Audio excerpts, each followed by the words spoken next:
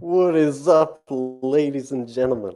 I'm Cole from the JCP podcast, End Zone Perspective. Wait a minute. This doesn't feel right. Let's throw it back old school.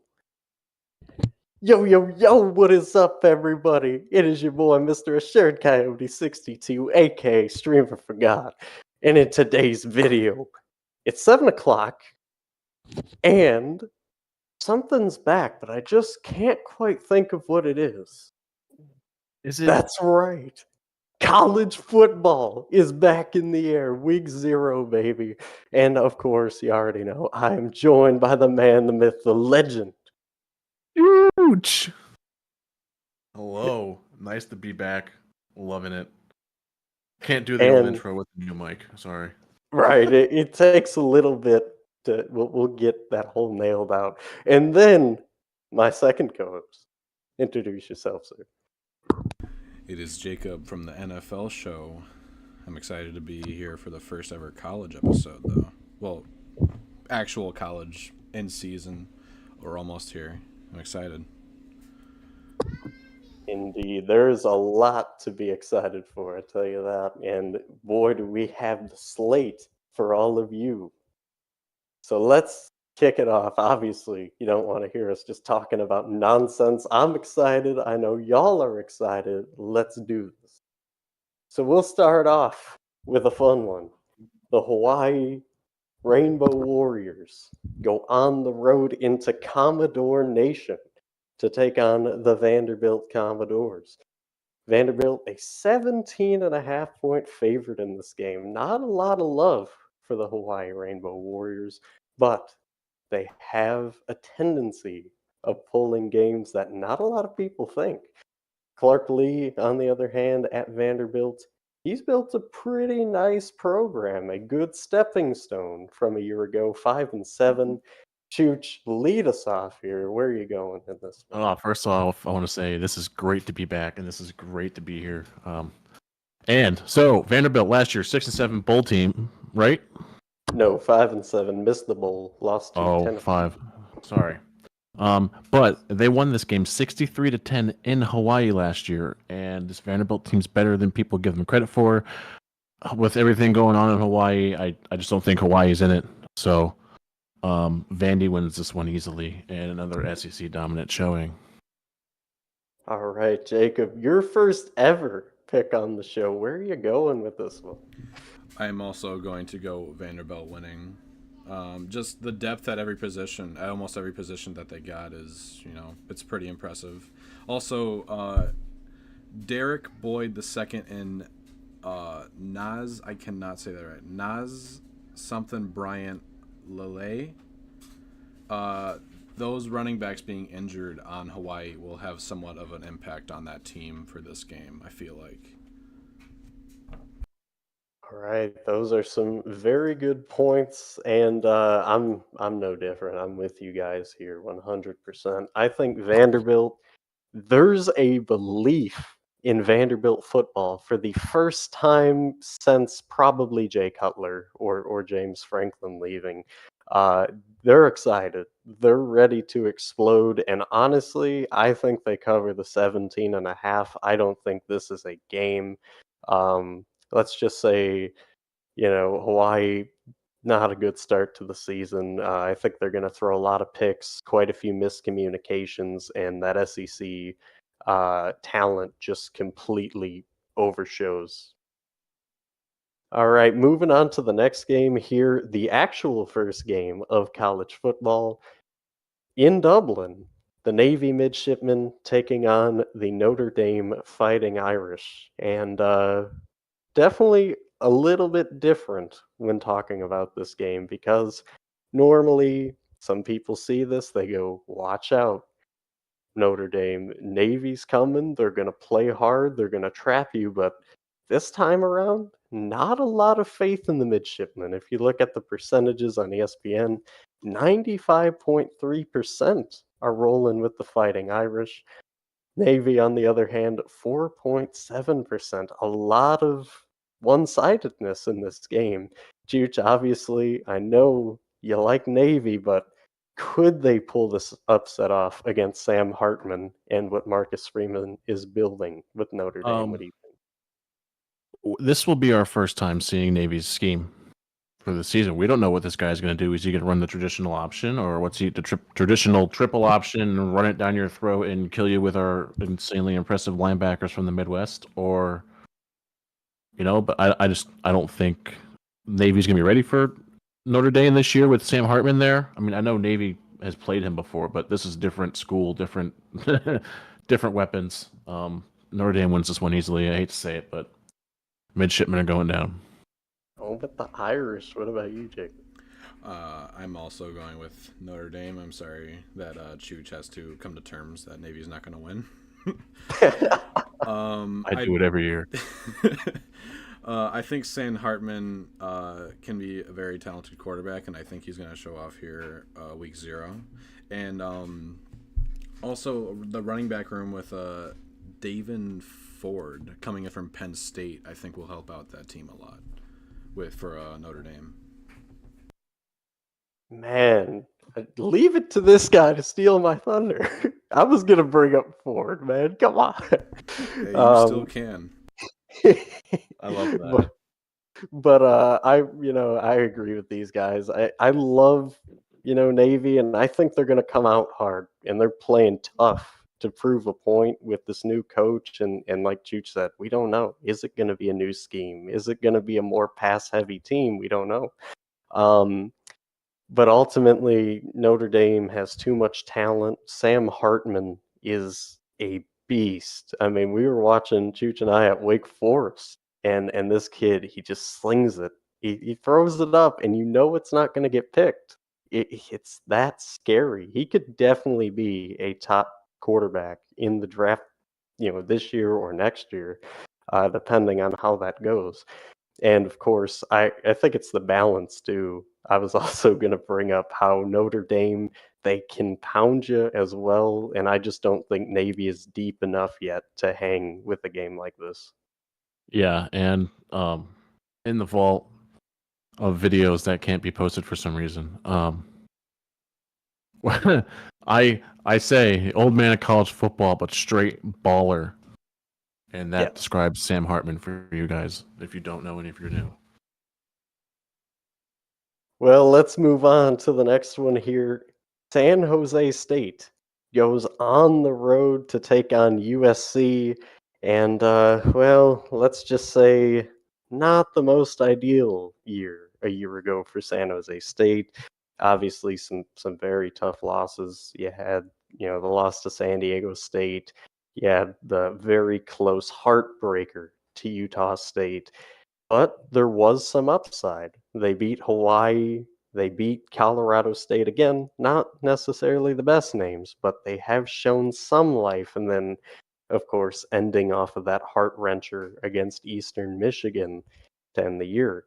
USC on the other side, they look good. But then there was this team called Utah that beat them twice and beat them in the Pac-12 championship. And when I say beat, USC did not have a prayer in that game. If you look at the final, they were 47-24. And then just when you think, okay, here's a Tulane bounce back, was not the case. Tulane fought heart and soul. They put every little ounce that they had, and they ended up pulling a shocker to defeat USC in the bowl game. So Caleb Williams and Lincoln Riley looking for retribution in this game. Chooch, but any chance of a miracle here for San Jose State, or will it be the Trojans dominating?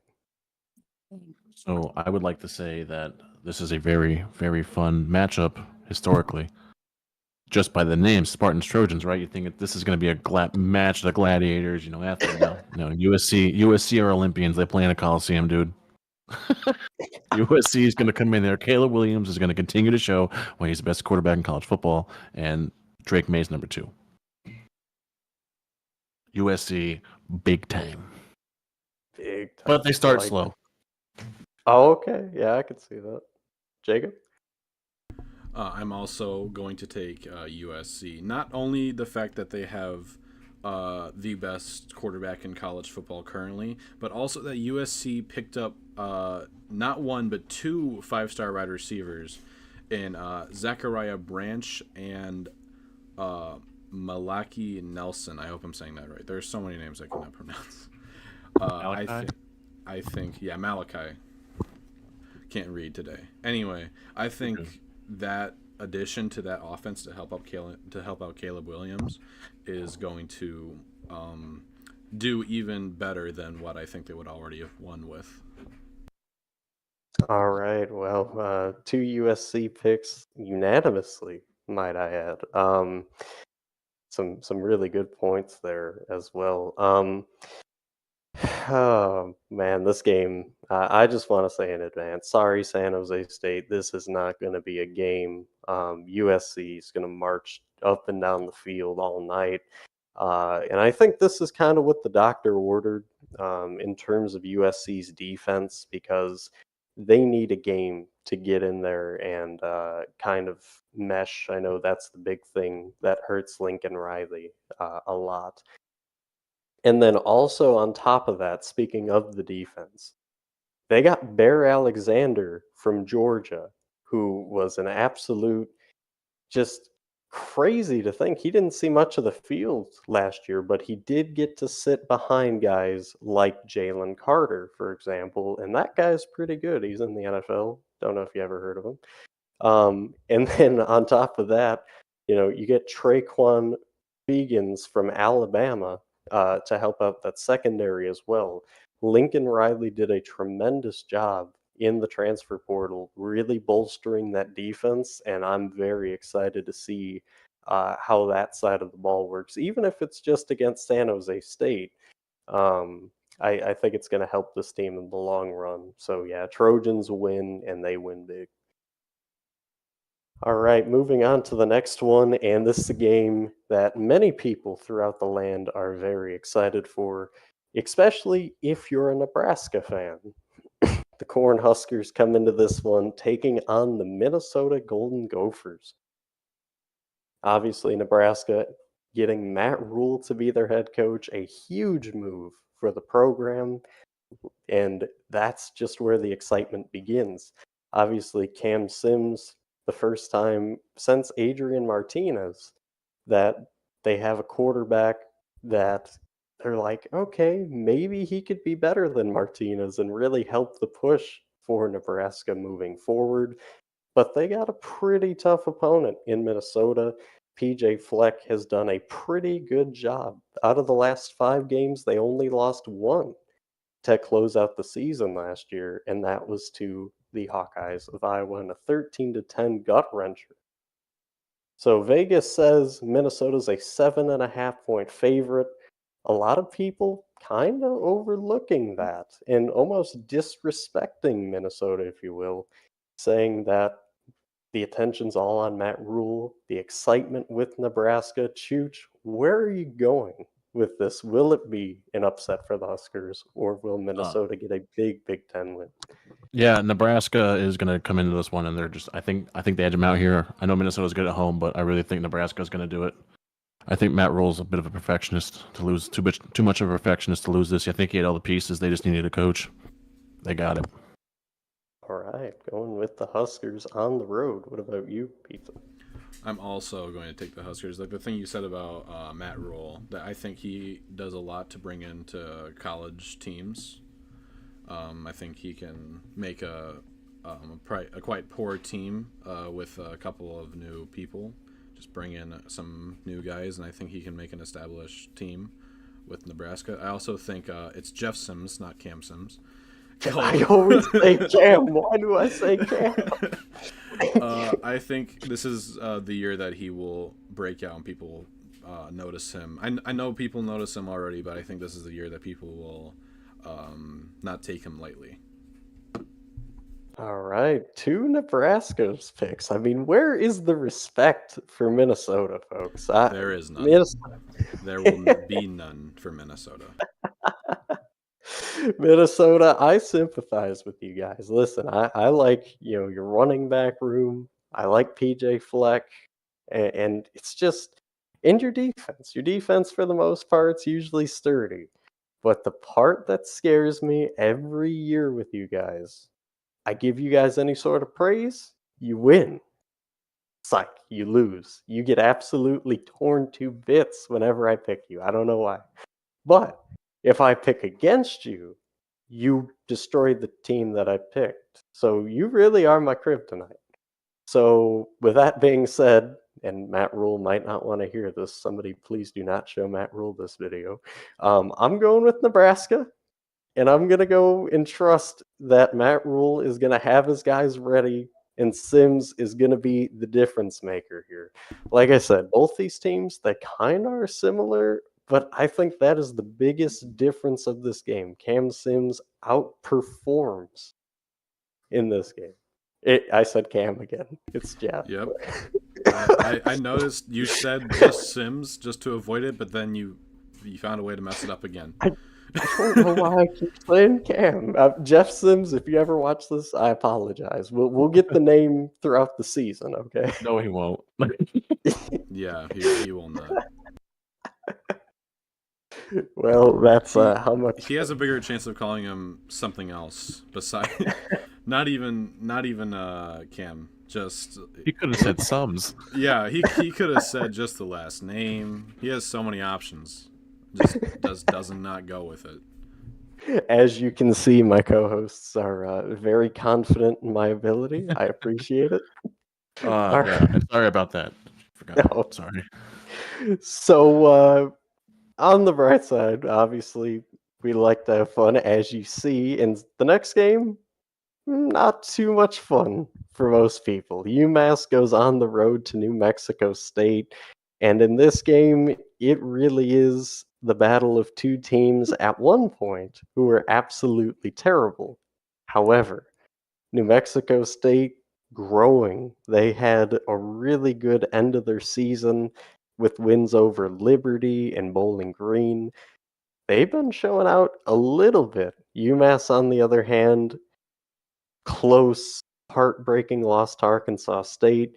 They lost this game last year to New Mexico State 23-13, and they played Texas A&M really close for a little bit, and then obviously the Aggies pulled away and ended up winning that game.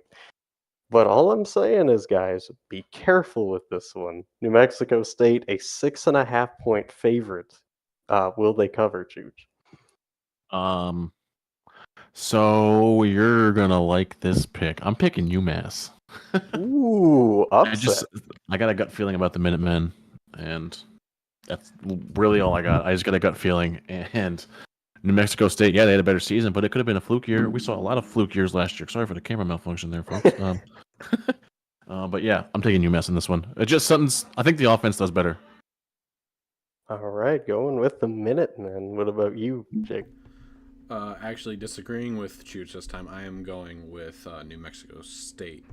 I actually seen some videos and some clips of Diego Pavia, the QB for New Mexico.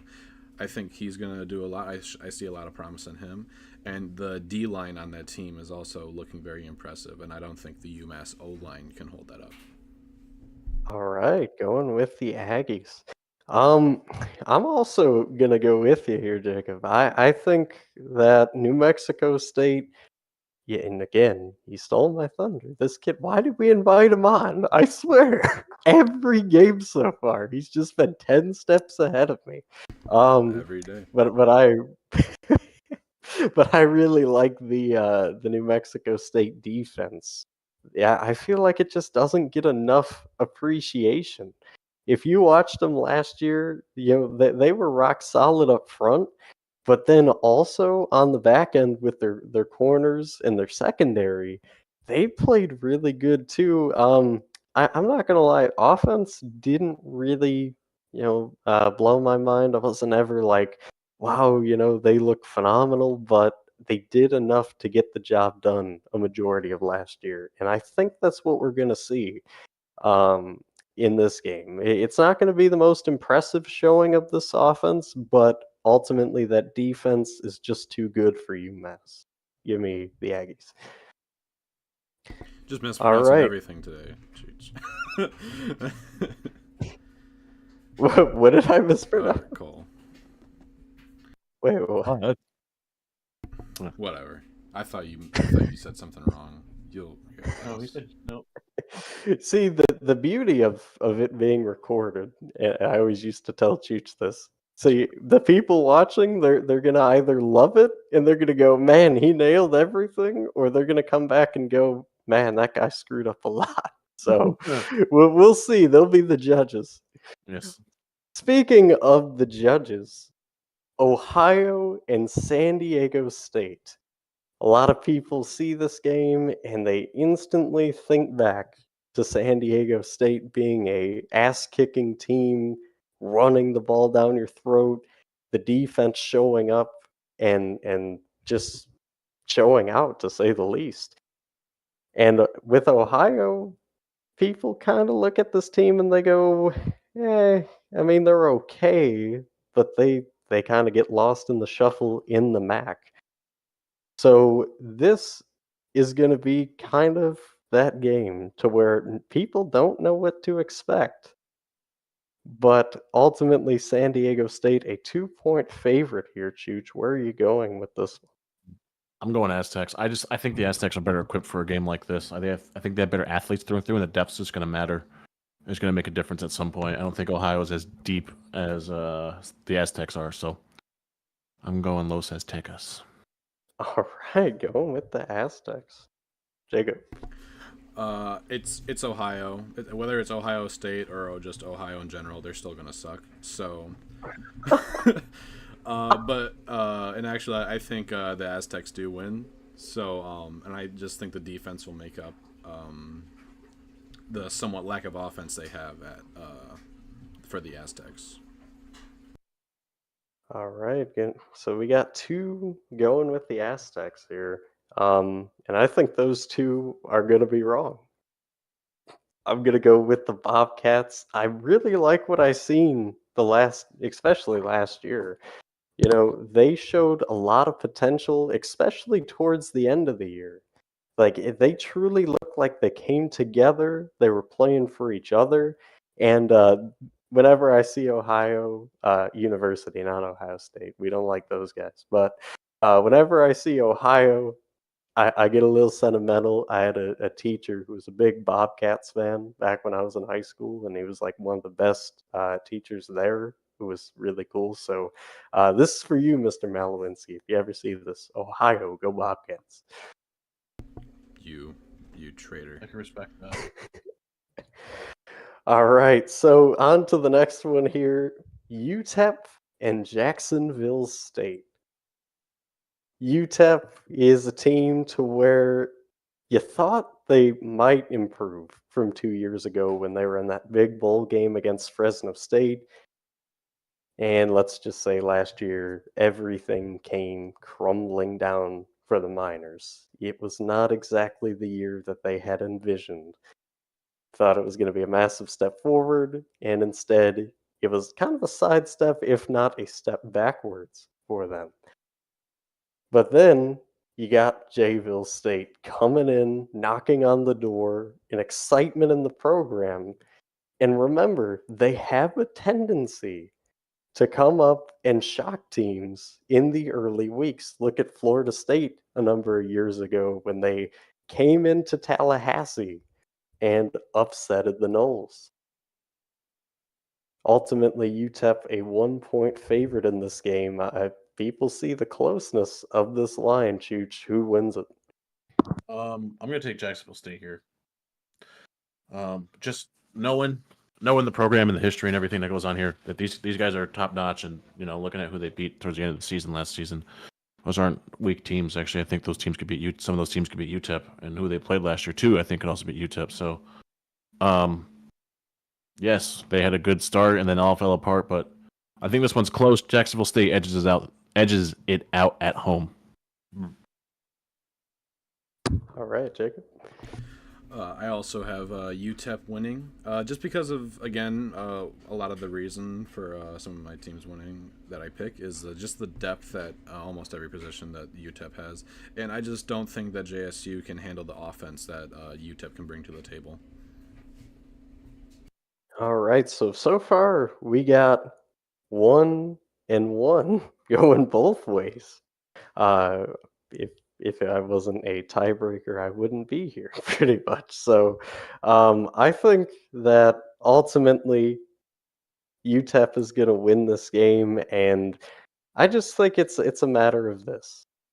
They're able to run the football. If you're able to run the football, control the line of scrimmage, that's how games are won. And I think UTEP just barely does enough to end up winning this game. So give me the Miners in a close game. All right, next one here. Florida International goes on the road to take on Louisiana Tech. And it's been pretty fun for both of these teams to think, hey, finally, another chance, a new year, new us, right? That's what the saying is at the end of every year. And both of these teams desperately needed that.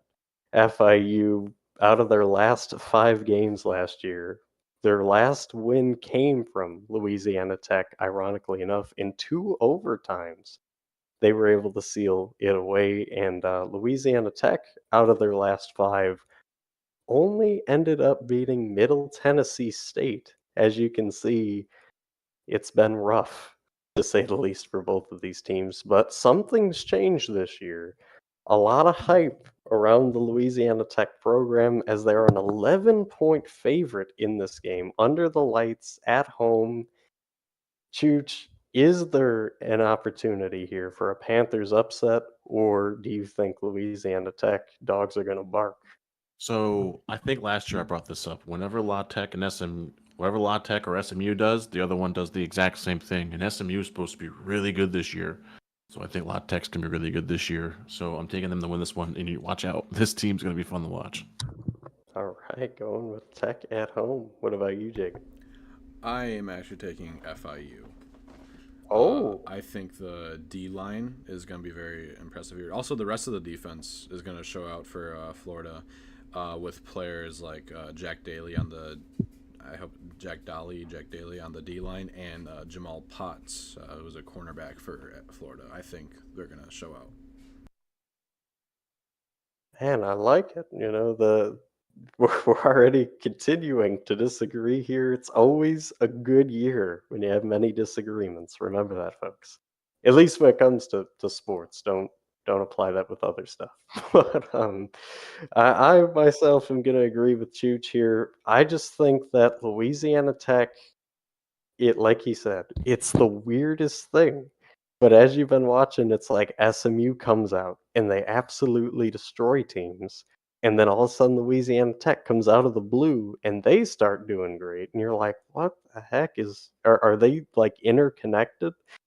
I also think Cyrus Allen is going to have a big breakout year this year. Look for him. He's a good wide receiver, 6 foot, 177, and he has been making waves this year in terms of this team. So expect for him to get called a lot and make some incredible plays for a Bulldogs victory here at home. All right, on to the next game here. We got the NC State Wolfpack taking on the Yukon Huskies.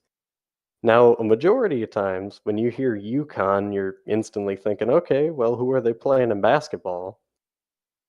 We're not talking about basketball. We're talking about football here. They have come back from the dead, so to speak, of where this program was and now where it's heading. There's a lot of excitement for the Huskies, and this is at their home stadium too, which used to mean nothing. Quite, if we're being honest here, that used to mean absolutely nothing. But now they're starting to look good. They have some guys who have made the NFL rosters for the first time in God knows how long. Travis Jones being one of them, as he is living out there in Baltimore. Can they reload and replenish the spots they need? That is the big question heading into this game. And obviously, NC State going to look a little different. They don't have Devin Leary anymore at the helm, but this new guy, he's pretty good in his own right, Mr. Brennan Armstrong. With all that being said, NC State is a 15-point favorite on the road. Chooch, will there be an upset and a huge win for the Huskies, or will status quo stay status quo with the Wolfpack? So, a husky is just a domesticated wolf, right? And they're a lot smaller. That being said, Armstrong is in the right program. He's got the right coach to tell him what to do. This could actually be a very fun combination here. Yeah, Armstrong, Wolfpack, dominate Huskies. Listen, the Huskies got that good sophomore, but I don't think the defense is ready for what NC State's about to throw at them. Oh man, you didn't have to do him like that. Come on, Chooch. You know I did. Where's your heart? What a heart. All right, Jacob, are you going upset here? Are you staying with the status? I am staying. Oh, I'm going with North Carolina. Scratch that. I'm going with North Carolina. I tried to trick you.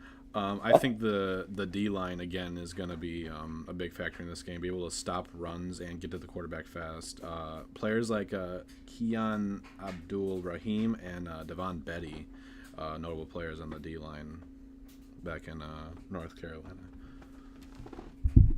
Oh man. So far, no believers in the Connecticut Huskies. Man, that hurts. But I think Connecticut's gonna come out this game, and they're gonna come out hot. They're gonna be firing on all cylinders. They're gonna catch NC State off guard. But then the difference, the adjustments, the veteranness of Armstrong, and ultimately this team, they're going to calm down and they're going to go, look, we are the better team. We do have the better weapons. And I think, that change is made at the beginning of the third and NC State pulls away. It's going to be very respectable for UConn, but ultimately NC State just has too much in order for any sort of upset to happen.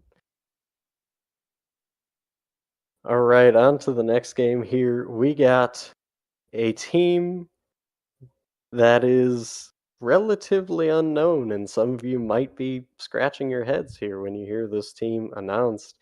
Obviously, you got Arizona State, the home squad, and they've had quite the rough few years. I mean, their last notable thing they did was end up beating Oregon, and that was about 3 or 4 years ago. So not ideal for the Sun Devils, but they're taking on Southern Utah, which has not been very good in their own right. Only 4% of people are picking Southern Utah to win this game or to let alone hang around in this game. There isn't even a line for this game. That's how lopsided these people think this game's going to be. But I would say be careful. This game might not be as lopsided as everybody thinks. Arizona State, not necessarily known to be the best when it comes to football. Chooch, please give some life to Southern Utah, or are you just going to squish it and kill I'm them? going to take that pitchfork and I'm going to catch that Thunderbird up there in the sky. Listen, Arizona State's starting true freshman Jaden Rashada. I think this team is looking for a fresh start, and they're going to be better than advertised. I think they kind of take the step Arizona did last year. So, Sun Devils. All right, rocking with the Sun Devils. Jacob, are you going to pick the upset? I'm going along. Call me part of that 96% because I'm going with Arizona winning this game. The biggest reason I found Cameron Scatibo coming in from Sacramento State with a running back for Arizona with an impressive season last year, almost 7 yards per carry last year, which is pretty impressive. Also, 5-star tight end Jalen Conyers with Arizona. I think this is not going to be close. Call me part of that 96%. And yeah. Oh man, folks, I'm trying to be optimistic here. You can hear it in my voice. It's completely forced, though. Southern Utah is gonna get absolutely demolished. They're just outmatched. I do think it'll go a little bit like this. Though. I think Southern Utah is gonna start off with the ball, and they're gonna score a touchdown, and then that touchdown's gonna be the last thing that is remembered as Arizona State just absolutely drags their lifeless corpse down up and down the field. So sorry, Southern Utah. I really wanted to give you guys a glimmer of hope, but there really is no hope. Sorry. You Sun really didn't have Devils to phrase it big. like that. Like, come on. I'm just being honest, man. Honesty hurts for some people, man. You're not wrong. Let them down easy, at least. Don't let him down easy, Cole. Just drop kick him down a flight of stairs. He'll be fine. He'll wake up in the morning with a slight bruise and a headache. He'll be fine. We're good. Almost you could say sling a rock at their heads, right? All right, move. Back today for you folks. All right, moving on to which on paper looks to be another blowout. Elon comes on the road to Wake Forest. This is another game to where many are expecting just a absolute dive for Elon. Not much of a game here. Wake Forest should destroy him. Any chance, Juge, that you're going to be the outlook on life here for the Phoenix and give him some hope? No, I'm going Demon Deeks all day, man. I don't care if Sam Hartman's there or not. The Wake Forest is still going to be a top half team in the ACC, and they're going to show up when they need to, but then they're going to lose when they can't afford to. So, Demon Deacons are back to their 7-5 ways, folks. Get used to it. Right, 7-5. That's a bold prediction. What about you, Jacob? I think the Deeks will live up to their name and be absolutely demons to Elon. I think that offense with Jamal Banks being a wide receiver from Deacon, and Will Towns, and also Michael Frog, tight end. I think that offense plus Mitch Griffiths is gonna help out and be a dominating offense against Elon. Sorry, Elon. Dang, just destruction. Gotta in kill the- them early before they have any hope. Yeah, just kick them while they're down already. Just punch them.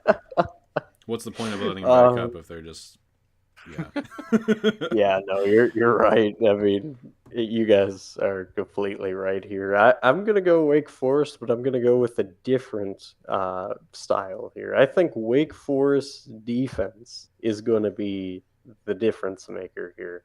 And I think the biggest name, you're going to hear this name mentioned a few times, Chase Jones, who is a tremendous linebacker from Wake Forest, and he is going to be living in the Elon's quarterback's head pretty much all night. And I think the other name you can add to that list is Chellan Garnes, the senior cornerback for Wake Forest. I don't think this game will be much of a. I don't even think it'll be close. I don't even think Elon's gonna get past the 50-yard line. That's how lopsided this one's gonna be. So yeah, give me Wake. Cole, you happy I didn't name those names? I so am. you had someone to talk about finally? I was waiting for you to do it, and I was like, I swear, Jacob, we're gonna fight. we're gonna record the whole thing. Oh man. Put it on pay-per-view. Speaking of no laughing matter, Missouri State comes into town to take on the Jayhawks of Kansas. And let's just say if this game happened a year ago, there might be a lot of intrigue because, as we all know, Bobby Petrino was there last year, and this team played Arkansas really close until the Razorbacks found a way to hang on at home. But let's talk about the flip side. Mr. Daniels, the quarterback for Kansas, he has brought a tremendous change to this program. And let's just say Kansas believes in this program once again. They even had a game day in Rock Chalk Jayhawk Nation for the first time since 2007 when TCU came to town.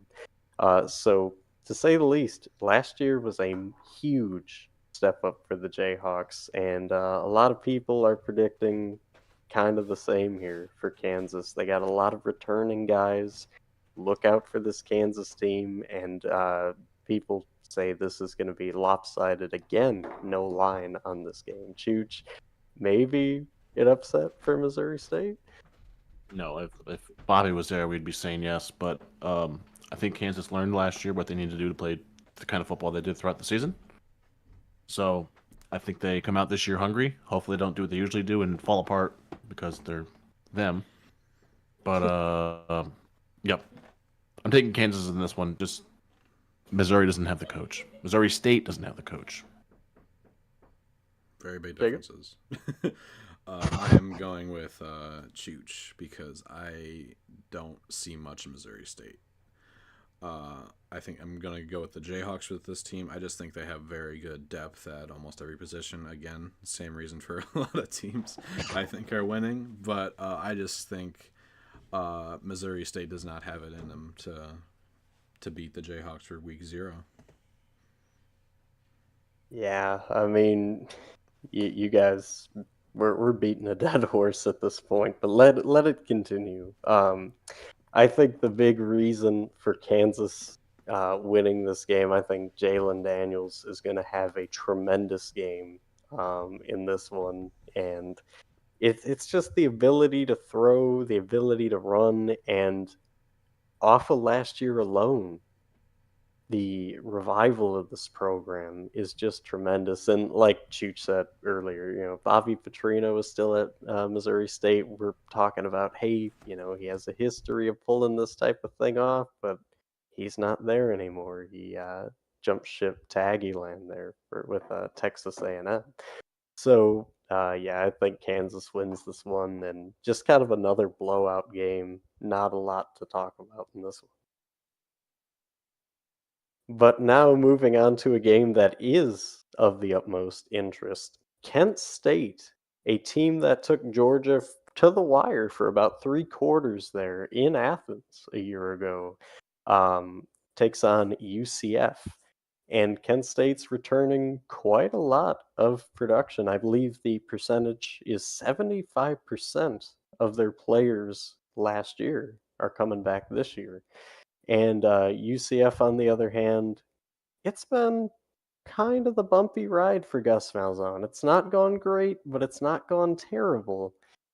John Rice Plumlee, of course, back for the Golden Knights, and some people say he's on a vengeance path. Ultimately, he hasn't shown it, unfortunately, for the Knights fans. But this could be his time and his year to really show up and show a difference. Ultimately, you got experience versus youth. Where are you going in this one, Chooch? Will the youth pull something, or will it be the vets and the Knights win in this one? I think Kent State has a lot at stake here. I think they got a lot to play for. They don't want to get lost in the fray of what's about to happen in college football. So I think right now they're like, hey, we got to make a move. And we had a decent season last season, and we're returning a lot of guys. We played the defending national champions and the national champions. Well, so I'm going to take the Flashes in a close one because UCF has always found a way to lose games like this. All right, going with the shocker, Kent State. What about you, Jacob? I am going to defy you, Chooch. UCF. What else is new? I'm mainly excited for the defense with players of linebacker Andrew Harris and cornerback Fred Davis. I think they have a lot to bring to that defense, and I'm excited to see what they do for UCF. Right, going with the Knights in this one. Man, this is a game that I've been going back and forth all week because there are times to where I'm thinking about it and I'm like, Kent State, yes. And then there are other times where I'm thinking about it where I'm like, nah, there's no way because UCF is pretty for real because they can, come up and they could win and they could shock a lot of people this year. I don't know. I think this is going to be one of those games to where not many people around the nation are going to pay much attention, and then it's going to be like a 3-point game late in the fourth. But I think UCF wins experience over youth here, and Gus Malzahn will be in his bag of tricks and pull out just enough to beat Kent State. But look out for Kent State this year. It's going to be a fun year for the Golden Flashers. All right, on to the next one here.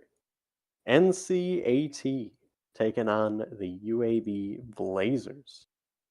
Last time you heard of NCAT, it was during March Madness, as their college basketball team usually makes a little bit of waves.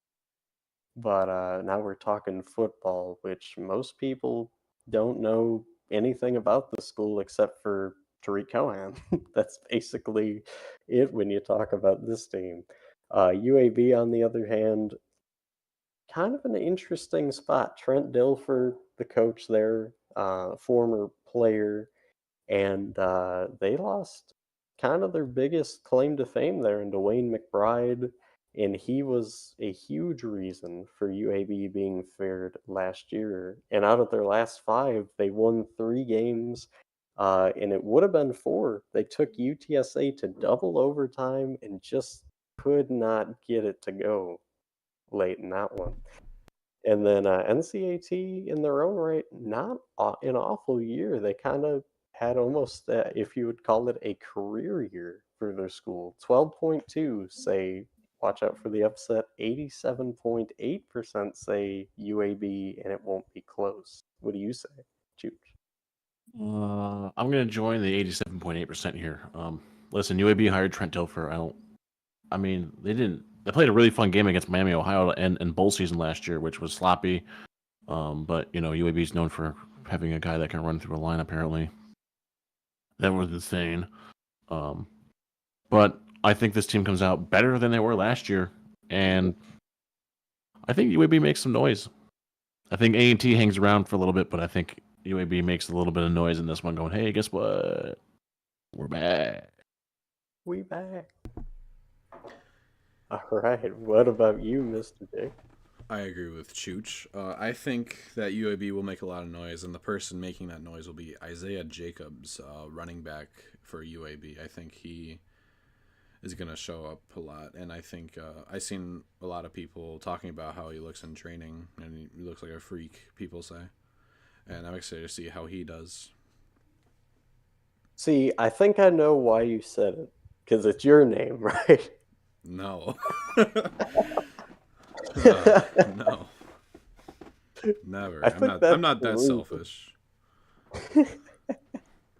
All right, but going with the UAV Blazers, yeah, 2 across the board and make it 3. I'm very excited to see what Dilfer can do for this team, and maybe even bring him into, if you look at college football, you look at tiers, and you think, okay, well, where was UAB last year? Some would say 4, some would say 5. In terms of tier, I think he brings them up to maybe a 3 or a 2-tier school, to where at the end of the year you might be talking about UAB in the top 25 as a legit team that imposes their will and has a lot to look forward to. I think they're going to have a dominating run game. The guys in the trenches are going to continue to show up and show out, and I think at quarterback, we kind of have almost a game manager situation here with Harrison Baker. So I think UAB wins this one, and I don't really think it'll be close. Sorry, NCAT. All right, next one here, Rhode Island and Georgia State. Most people don't even know that Rhode Island has a college football team. That's how bad it's gotten for this Cool. Georgia State, on the other hand, they're interesting in the Sun Belt. They come out, they win games that you don't expect them to win. They play teams close that you don't expect them to play close. And then when they're heavily favored, they kind of fall off a little bit. Like, for example, the ULM game last year, a lot of people were like, oh, they got this in the bag. There's no way they lose. They lost by 3 late. Uh, and then they had a bounce back, so to speak, to where they played James Madison and only lost by 2. It's a team that's there, but they're just not there yet. Could this be the year that they start turning heads, maybe even win the Sun Belt? What do you say, Chief? Yeah. Listen, they played Marshall and JMU close at the end of last season. JMU ended the season terribly, but that's not a bad team. That's a fantastic team. It's a well put together team. Marshall, again, same thing. Not a bad team. Good team. They can be world beaters if they put in the effort for it. They could be that team out of the Sun Belt, like, hey, we're going to crack top 15, maybe top 10 at the end of the year, but we're not going to, we're going to do what Tulane did last year, basically. But I think Georgia State turns around. I think they win a couple more games. I don't think they win much more than that. But Rhode Island's going to lose this one. As decent as their linebacking core is, the safeties are just linebackers that can run a little bit faster than them. Georgia State. That's one of the best terms I've heard. Like, they are very quick. What about you, Jacob? I am going with Georgia State. I think the connection that Freddie Brock and Darren Granger, I think his name is Granger. I think their connection with a running back and quarterback is, people who see quarterback and wide receiver or quarterback and tight ends, they see those connections quicker. But I think this connection is going to be pretty solid as far as a running back and quarterback go. All right, I like that. So I could give you guys all the very simple answer, and that's the team who's playing against Rhode Island.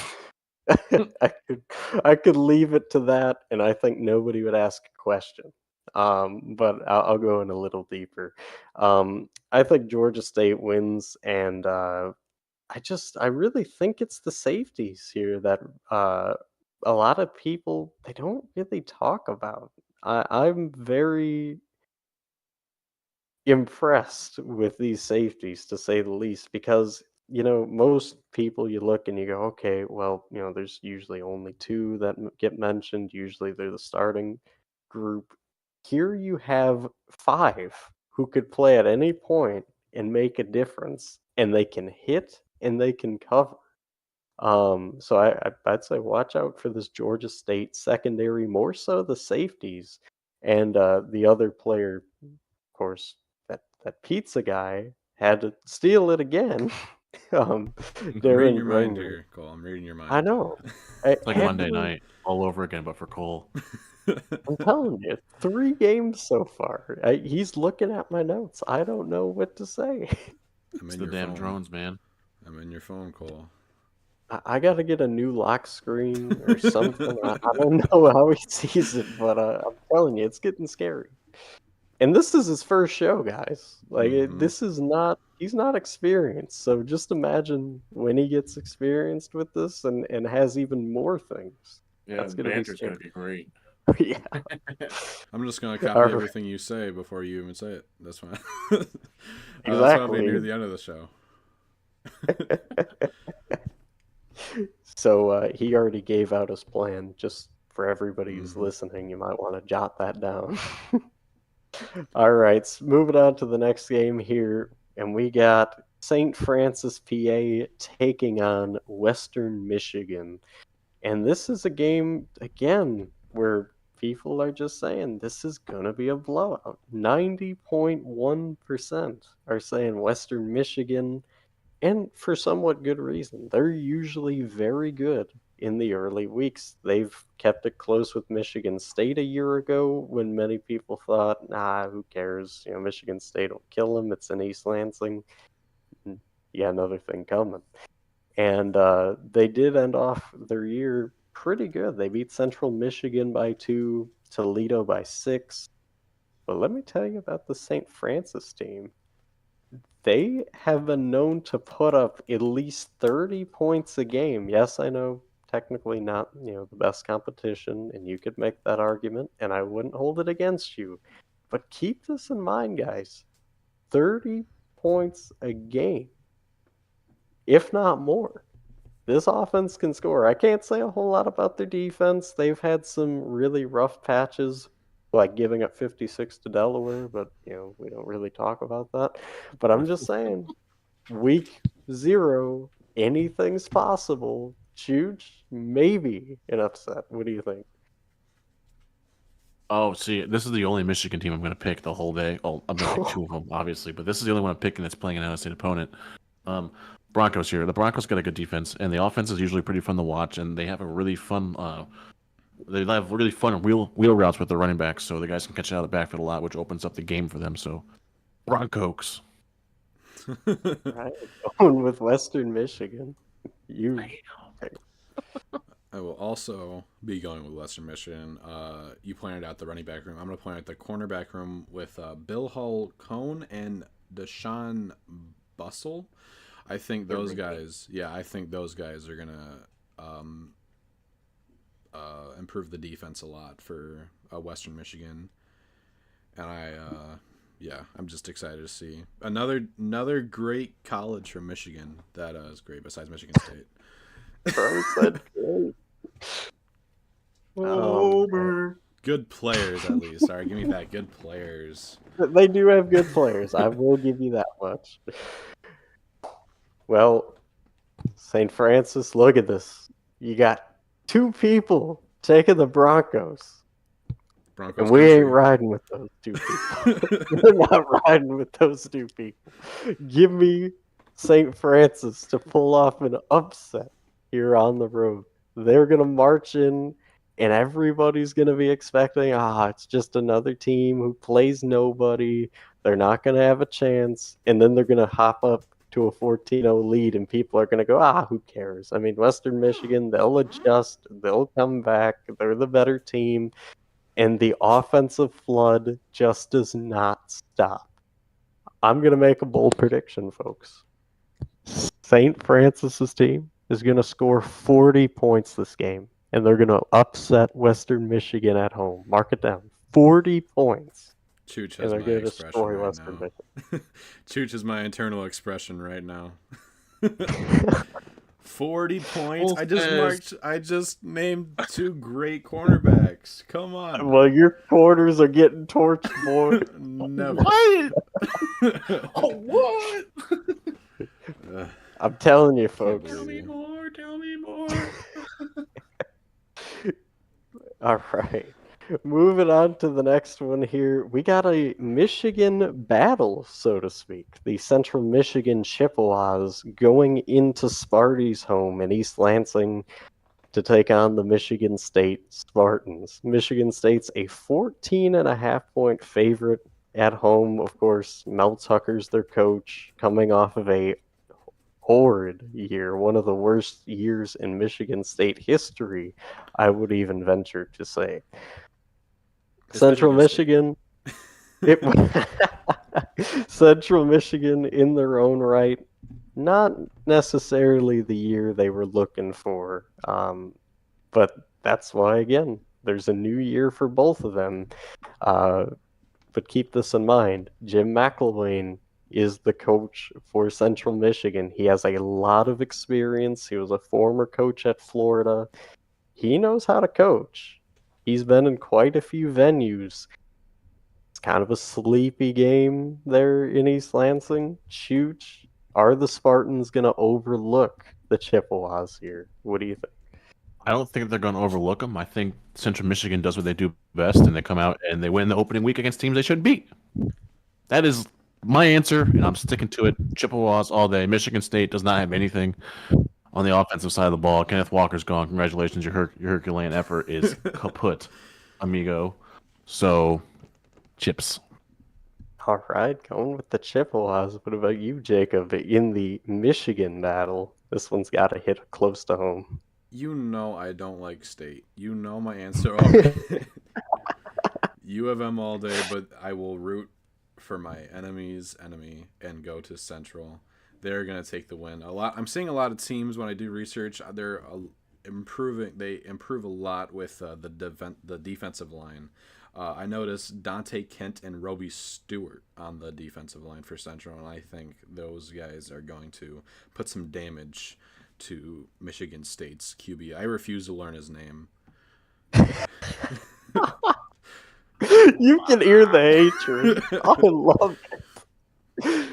See, he was built for college football, and he didn't even know it, man. He fits right in. All right. Gotta have that hatred when it comes to college football. The hate in your heart speaks louder than love. Yeah, in college football, I mean that's the words right there. Man, I'm really nervous to go 3 across the board on a major upset, but we're doing it. I'm going Central Michigan too, and here's why. Thankfully, Jacob didn't steal my guy this time, so we can cheer about that. I'm gonna go with Bailey Smith here, being the standout. He's a big, bulky tight end who can block, but he can also catch. And I think he is going to be a handful for this Michigan State defense. I almost said Michigan. Don't you try and say Michigan. Don't insult the blue and yellow. Please do all the Don't you dare. But he's going to be a handful for Michigan State to handle. Give me Central Michigan in a huge upset here, starting off in week 0. All right, so this might be a little weird to some of you folks, this next game. Stanford at Hawaii. Now you might be asking yourselves, wait, I thought this was strictly week 0. Why are we talking about this game? The answer is it's so the show isn't 20 minutes long and we actually have some talking points. So what I did, I put together week 1's Thursday and Fridays, and that way we make up for the Sunday and Monday, so the week 1 show isn't 20 hours long. So if you're upset about it, sorry, but it just makes the most sense. Anyways, on to the game. We got the Stanford Cardinals, Hawaii Rainbow Warriors, and how about this? Stanford, awful year last year. Hawaii, more of the same. Terrible year last year. However, there was one resounding feat for Stanford. They beat Notre Dame last year, and that was their claim to fame. And they're always due for one incredibly big upset. I mean, obviously not here. They beat Oregon 2 years ago, beat Notre Dame a year ago. But a lot of people like the continuity. They think they're going to be better this year. And as for Hawaii, well, many people still think it's going to be a dumpster fire. Ultimately, Stanford's a 7-point favorite here on the road. Chooch, will it be a shocker for the Rainbow Warriors? Maybe an upset? No, I'm gonna shake my head and give away my answer. See, usually I'm not used to doing. I'm used to just doing this and coming out and going, you know what? Maybe the Rainbow Warriors could really do this thing where they play football real well and then they decide to do it. But good football hasn't been played there since before the Pro Bowl had these stupid little antics that no one cared about.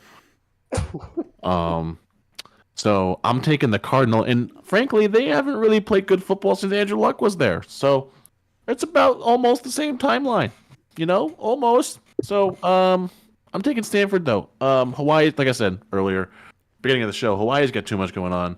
Yeah, the home game's going to be nice, but we all know Stanford's going to come in here and do something, and it's not going to be pretty.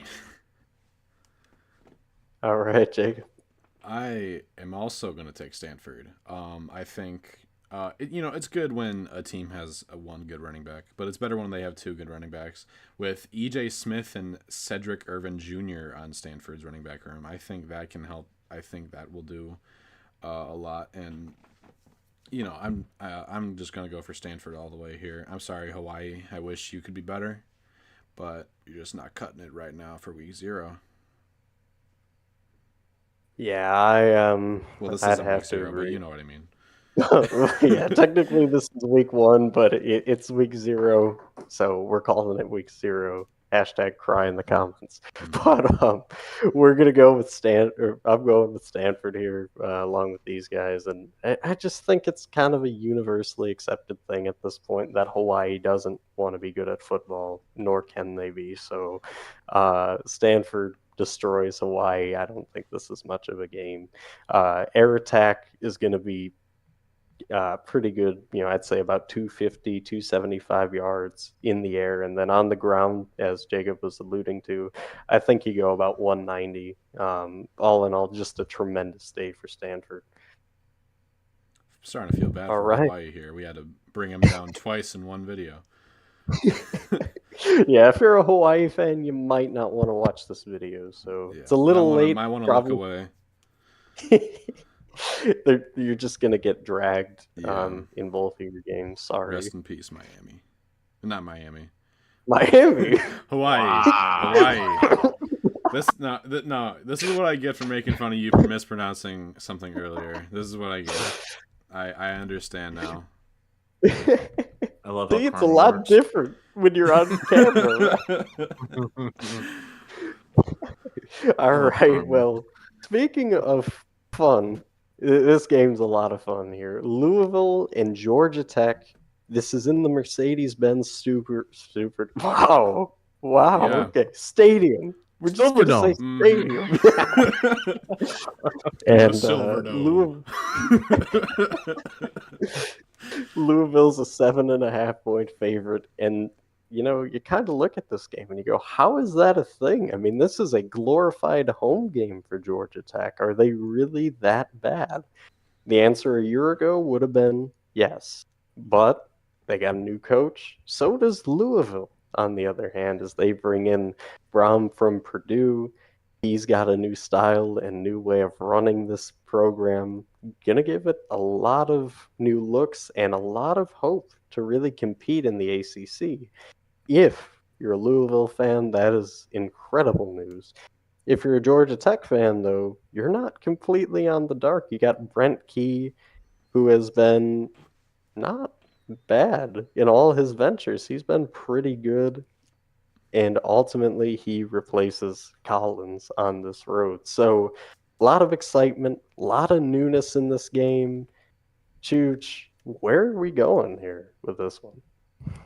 So I'm going to start off by saying Georgia Tech wins this one. They edge it out. But that's because they start off quicker than Louisville, and they jump out to a start quick. And they hold on to win because Braum in Louisville starts to figure it out at the end, but Georgia Tech escapes. So Yellow Jackets, close one. All right. I'm taking Louisville with this one. Not just because I'm a Lamar Jackson fan, but because I think they have great players on that team. I know Jack Plummer is their current QB1, but I couldn't help but notice Brady Allen over here, Tom Brady and Josh Allen combined, to become a 4-star quarterback. 4-star recruit quarterback, and also Joey Gatewood, 4-star tight end. That can put some dents into Georgia Tech, I feel like. Man, you just love the logic there. And I have to follow that up. Come on, guys. Oh, man. This game, I'm very excited. It is truly a coin flip because you got new coaches, you got new players coming in. There's a lot of excitement with these programs. Well, I guess for Georgia Tech, it's more like blind optimism because you're like, man, every time I love a new coach, the new coach has a pretty okay year one and then just falls off a cliff. So I don't know if I should really be excited, but man, I'm really up in the air here, and I'm going to say Louisville wins just because I think Braun is a little bit of a better coach than Key. It's going to be extremely close. It might even go to OT, but just one extra play goes right for Louisville in a very close, deflating loss for the Yellow Jackets. All right, moving on to the next one here, and I guess you could call this game all about you as the Miami of Ohio Redhawks fly in to take on the Hurricanes of Miami. Battle of Miami's. Well, right, double Miami's. Miami squared. So Miami's a 17.5 point favorite here, and a lot of people are expecting Mario Cristobal to get back on track this Miami program, and this would be a pretty good way to do it. Uh, at least a convincing win over Miami of Ohio. In the grand scheme of the year, it's not going to mean a whole lot, but it will help with the confidence of this program, which they need a lot. Chooch, does Miami get that statement win over Miami of Ohio or no? Yeah, I'm gonna take the Hurricanes here. I think they're gonna be. I think they're gonna be a little bit better than last year, but I think Cristobal realized he had a lot more work to do. So, yeah, I think the Redhawks keep it close though. I'm going Hurricanes. I will also be going with the University of Miami because I like U of M, so gotta give a shout out to the other U of M. I am gonna take University of Miami with this one. Oh man, I'm also gonna go with Miami. I'm kind of upset Which though one? because I really oh, University, not the of Ohio. So Miami, uh, Ohio. God. exactly. I'm gonna go with the Hurricanes here just because, I really don't like Mario Cristobal as a coach. I don't think he's all that good. I tried to warn you, Miami fans, that it would go this way, and you still didn't listen. I think he's good enough and has the talent here to beat the Red Hawks, but it's gonna be a little bit closer because just Cristobal doesn't make a lot of sense. He's the one that started the drowning of Oregon. They used to own the Pac-12, and now they're lucky to be in the Pac-12 championship game. Also, that conference got better, but he was the main, he was that anchor that held them back from being what they could be. He's a good recruiter, just not a good coach. So give me the U, unfortunately, but they win this game. All right, moving on to the next one here. Howard in Eastern Michigan. Another Michigan game. Jacob's got to be extremely excited with this one. Howard is only getting 1.2% of people to even look in their direction, despite winning 4 out of their last 5 a year ago. And Eastern Michigan, of course, talk about a pretty good stand up year. They had a notable win against Kentucky, or not Kentucky, wow, Kent State, where they beat them 31-24. And they beat Central Michigan, another team we talked about briefly ago, 38-19. This team seems to be finding a mojo and might continue on that path, but Howard would love nothing more than to pull out a week 0, just stomp of the heart of Eastern Michigan. Chooch, where are we rolling here? I'm going to take Eastern Michigan on this one. I like the Eagles for this game. Listen, them and Western Michigan are usually kind of like SMU and La Tech. When one's good, one's usually good. Makes it fun, especially when they play Michigan and Michigan State and keep it close because they both suck too. So Eagles. I am gonna go with my hometown college with Eastern Michigan.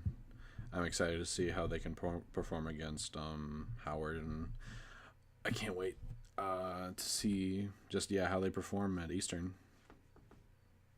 Doesn't Eastern have the blue field, or am I thinking about another Michigan? No, you're thinking of Boise State. Oh They got the blue field. man, no, I could have. No, I'm looking this up. I know some. Hold on. Well, I could tell you. I was gonna say I could tell you right now, Eastern Michigan does not have the blue field. Anyways, They do have a blue field. Yeah, they do. Look at that. It's not real. It's not as blue, but it's Oh. still blue. I was gonna say that's not their current stadium, but It doesn't matter. it's current in your heart, and that's what Yeah. matters. Um, so I'm gonna go with the Eagles here as well. Just I think they have too much explosions on offense that really Howard's gonna be looking everywhere except for where the ball's gonna go. So yeah, I think this is a dominating win for Eastern Michigan. Not really close. All right, now to the game that everybody's excited for, the big showdown in week 0, the Florida Gators versus the Utah Utes, and this game is in Salt Lake. If you look back a year ago, it was Billy Napier's first game taking on the number 7 Utes at home against Kyle Whittingham and Cam Rising, and just a star-studded squad. Not many people gave Florida a chance in that game, but they were able to get it done with a late pick to seal the deal, sort of a Cinderella kiss, if you will. And you just had Anthony Richardson making so many good plays, but script has turned a little bit. Florida no longer has Anthony Richardson. They have a man by the name of Graham Mertz. He is a transfer quarterback from Wisconsin. Let's just say he hasn't had the best college career. It's been pretty rough for him, all things considered. Florida ended their season a year ago on a 3-game skid, losing to Vandy, Florida State, and Oregon State in the bowl game, and it was an ass kicking, to say the least, in the bowl game. Utah, on the other hand, kind of the opposite. They mauled Colorado, they mauled USC, and then they got embarrassed in the Rose Bowl to Penn State. However, they are returning Cam Rising, quite a few guys on the D line coming back, a few linebackers coming back. Let's just say the world is still spinning for the Utes. They're looking pretty good. Obviously, revenge on the mind for this game, and Utah is a 4.5-point favorite, relatively low for a game of this magnitude for Utah. Chooch, you get the first crack. Does Billy Napier repeat? So I think what matters for Florida here is how long can they keep Utah's offense suppressed? Is it long enough to build a lead or long enough to just kind of edge them out? Um, but I mean, Utah doesn't like losing at home. That's what really gets me in this one. Utah hates it about as much as Florida hates losing at home, but they're all used to it. End of the day, Utah edges this one out, and Utes, Gators, I'm sorry, it's not going to be a good year. Get used to it. Your defense better be doing all the cardio, and your running backs better get used to getting pummeled. So, Florida, I'm sorry, but Utah. All It's right, you. going with the Utes. All right, what about you, Jacob? This is the big fight field. Your first ever on the show. Where are you going? I am going to take dramatic effect. Florida for this one. I am taking Florida. And even though Graham Mertz is not the one of the most prolific college quarterbacks currently, he still is a 4-star recruit, and that is not something to just write off. I think the running back Trevor Etienne. ETN. Yeah, Etienne. I think he's very talented as well. Plus the wide receiver core around him. It could use some help, but I think it's just enough to beat the Utah defense. All right, gonna go with the Gator Chomp. So, oh man, me again. So this game, this game is gonna be. I mean, think about this, folks. Florida beat them last year with a arguably worse team. Florida's defense looks tremendous in this game. They got quite a few returning guys. Obviously, they lose Vontrell Miller. And I mean, their offense, you got ETN and just a string of backs who can run the football. I mean, how do you pick against this team? except for I do. I'm going to go with Cam Rising and Kyle Whittingham in Salt Lake. They get the job done because let me tell you, this Utah team, they want to go further. They want to prove, especially with Cam Rising's for sure guaranteed last year, unless they make up some sort of thing to get him back again, which, I mean, come on, at this point, he's been there for like 7 years. You're not wrong. You're not wrong. That might happen. But I'm going to go with Utah here. This is a game that they prepared for. They had circled on their calendar, maybe even so much as last year, as soon as this game ended. Kyle Whittingham makes a huge statement and kind of sets the trend for how Florida's year is going to go. Give me the Utes. Love to hear disagreement with me. Yeah. Florida's disappointment this year is going to be able to not close out games. Like that's really, that's an interesting take. I don't think Florida's going to be able to close out the offense. It goes back to the offense. I think the defense is going to do the job, but the offense can't close the game out for the defense. I think that's Florida's season. Is this game? This game explains the whole season for them. I like that. Kind of like our first game last year explained our season. Started off awful, middle of the year, yeah, and then it ended with pure heartbreak. Oh, don't give me. We'll save the heartbreak for next week. This one right here.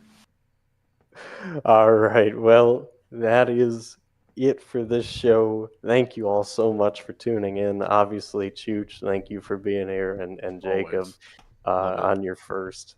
This has been a tremendous show. And thank all of you who have stuck with us, have watched, have commented, have liked. By the way, that like button, pretty epic. Had to get my free evangelization out there. All right, but let's take us home. Thank you all for tuning in so much, and God bless you all in the name of the Father, and the Son, and the Holy Ghost. Amen. Have a beautiful, blessed rest of your day, and enjoy your college football Saturday. Peace. Peace.